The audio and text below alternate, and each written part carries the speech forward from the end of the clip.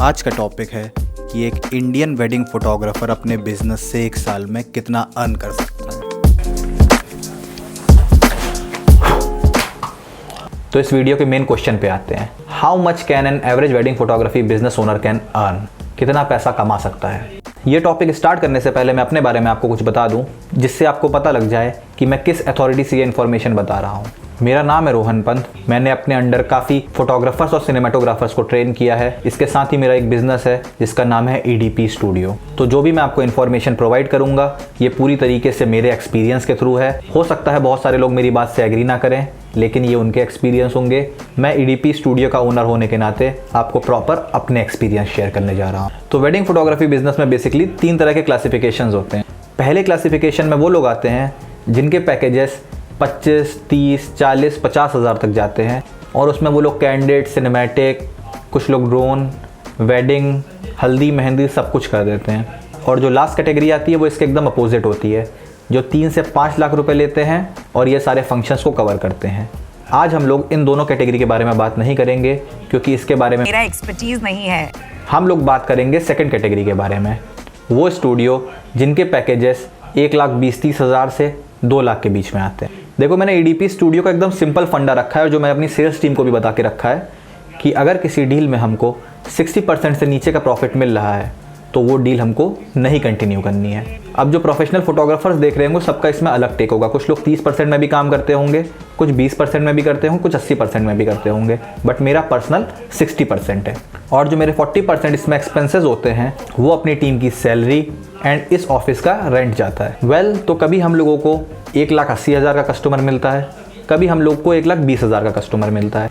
ये पूरी तरह डिपेंड करता है कि क्लाइंट की रिक्वायरमेंट क्या है। क्या उसको लखनऊ के अंदर शूट करना है या फिर लखनऊ के बाहर शूट करना है, उसके में प्री वेडिंग है कि नहीं है, एंगेजमेंट, रिसेप्शन, इन सब पे। तो हम लोग ये एवरेज मान के चलते हैं कि 1.5 लाख रुपए की हम एक वेडिंग बुक करते हैं। मैं लखनऊ से बिलोंग करता हूँ और यहाँ पे नॉर्मल स्टूडियो का एवरेज पैकेज 1.5 लाख के आसपास होता है। सो इसमें से अब हम लोगों को 40% एक्सपेंस अलग कर लेने हैं, जिसका मतलब 60,000 रुपीज़ को हमको 1.5 लाख में माइनस करना है। तो हमारा पर वेडिंग प्रॉफिट हुआ 90,000 का। अगर आप ये वीडियो देख रहे हैं और आप एक स्टूडियो ओनर हैं या फिर आप वेडिंग फोटोग्राफी बिजनेस कर रहे हैं तो आपको अपना मार्जिन पता होगा, आप उसके हिसाब से ये डिजिट को चेंज कर सकते हैं। तो जो नेक्स्ट बात आती है कि आप एक साल में कितनी वेडिंग बुक करते हैं। देखिए, EDP स्टूडियो में हम लोग 23 से 25 वेडिंग्स तो एक साल में बुक कर लेते हैं, बट हम वर्स्ट केस सिनेरियो की बात करते हैं कि मान लीजिए हमारे पास उतनी लीड्स नहीं आई, उतनी इंक्वायरी नहीं आई, तो हम लोग मिनिमम अराउंड 18 वेडिंग लेके चलते हैं कि हम लोगों ने एक साल में 18 वेडिंग करी। तो हम लोग अब 90,000 प्रॉफिट को 18 से डिवाइड करेंगे और हमारे पास 16,20,000 रुपये का प्रॉफिट आएगा। बट सारी चीज़ें हमारे प्लान के अकॉर्डिंग हर बार नहीं चलती हैं। कभी हम लोग के लेंसेज ख़राब हो जाते हैं, कभी छोटे मोटे इक्विपमेंट खरीदने होते हैं, तो हम लोग 10,000 रुपीज़ पर मंथ के हिसाब से एक और एक्सपेंस जोड़ेंगे और 1,20,000 रुपये को इसमें से माइनस कर देंगे। तो अब हमारा राउंड ऑफ का प्रॉफिट 15 लाख रुपए आया। एक साल में 12 महीने होते हैं, तो हमको अगर अपनी पर मंथ की सैलरी निकालनी है तो हम 15 लाख को 12 से डिवाइड करेंगे। तो जो एवरेज प्रॉफिट हमारा निकल के आया वो 1,25,000 हुआ। तो आप कह सकते हैं कि आप 1,25,000 रुपये आराम से वेडिंग फोटोग्राफी बिजनेस में पर मंथ कमा सकते हैं, वो भी 6 से 7 महीने मेहनत करने के बाद। देखिए, मैं आपको एक अप्रॉक्स फिगर बता रहा हूँ। देखिए, अगर आपके पास ज़्यादा वेडिंग आई या ज़्यादा बजट वाली वेडिंग आई तो आपके फिगर्स ग्रेजुअली इंक्रीज़ हो जाएंगे। वहीं अगर आपके पास कम वेडिंग्स आई तो ये फिगर आपके डिक्रीज़ हो जाएंगे। बट मैं ऑन एन एवरेज मान के चल रहा हूँ, और मेरे जानने में कुछ स्टूडियो हैं जो पूरे साल में इसका डबल से ट्रिपल इनकम भी करते हैं। तो अगर आप सोच रहे हैं कि मैं अपना वेडिंग फोटोग्राफी बिजनेस स्टार्ट करूं या ना करूं, तो जवाब आपके सामने है।